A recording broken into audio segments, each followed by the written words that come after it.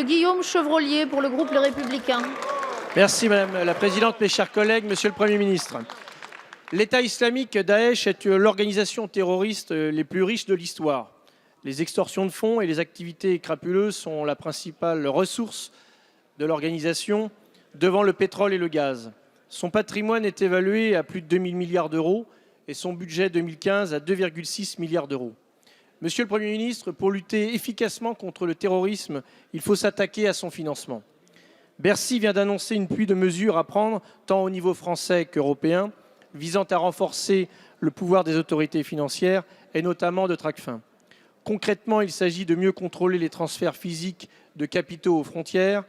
Actuellement, l'obligation déclarative ne s'appliquerait ni aux transferts de capitaux par fret et voie postale, ni aux valeurs telles que l'or et les pierres précieuses. Par ailleurs, il faut faire reculer l'anonymat dans l'usage des cartes prépayées.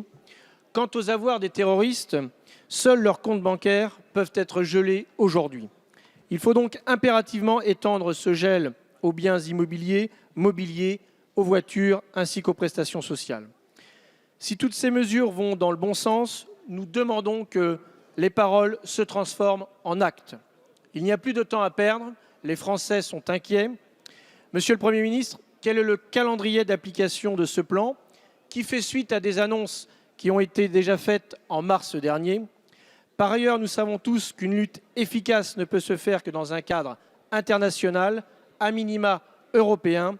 Où en sont les négociations avec nos partenaires? La France est-elle en capacité d'entraîner l'Europe dans ce combat contre le financement du terrorisme? Merci Monsieur le député. La parole est à Monsieur le ministre des Finances. Mais il y a encore une question de l'UDI, contrairement à ce qui est écrit sur Merci beaucoup Madame la Présidente. Monsieur le député, merci d'avoir souligné à la fois les décisions qui ont été annoncées en février dernier, j'y reviendrai en quelques mots, et les décisions non pas que Bercy, mais que le ministre que je suis a annoncé il y a quelques jours pour mieux lutter, vous avez raison de le souligner, contre le financement du terrorisme. Je le redis ici, lutter contre le terrorisme, c'est lutter, y compris en intervenant à l'extérieur massivement, comme la France le fait déjà depuis plusieurs mois, et elle a encore renforcé son potentiel de frappe, mais c'est aussi lutter contre le financement du terrorisme lui-même. J'avais annoncé qu'il fallait abaisser le niveau de possibilité de paiement en espèces. C'est fait.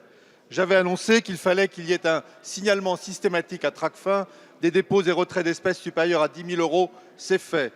J'avais annoncé qu'il fallait abaisser de 8 000 euros à 1 000 euros le seuil à partir duquel le changeur manuel doit vérifier l'identité du client. C'est fait. Je pourrais ainsi vous citer toute une série de décisions annoncées en février qui sont aujourd'hui en action, et heureusement, parce que plusieurs de ces mesures ont permis soit d'éviter des attentats en déjouant ceux qui voulaient les mener à bien, soit, pour les derniers événements dramatiques que nous avons connus, d'identifier un certain nombre de personnes qui étaient dans l'entourage de ces terroristes et d'agir en conséquence. Mais vous avez parfaitement raison aussi de dire, monsieur le député, nous pouvons le reconnaître tous ensemble, qu'il faut aussi agir au niveau européen.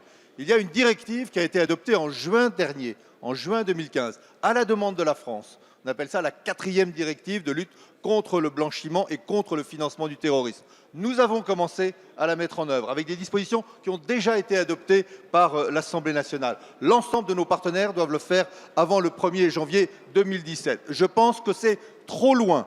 Et donc, je demanderai le 8 décembre prochain à ce que tous les pays, les 28 pays de l'Union européenne, dont la France, mettent en œuvre beaucoup plus rapidement ces mesures indispensables à une lutte efficace contre le financement du terrorisme. La parole est à Monsieur Franck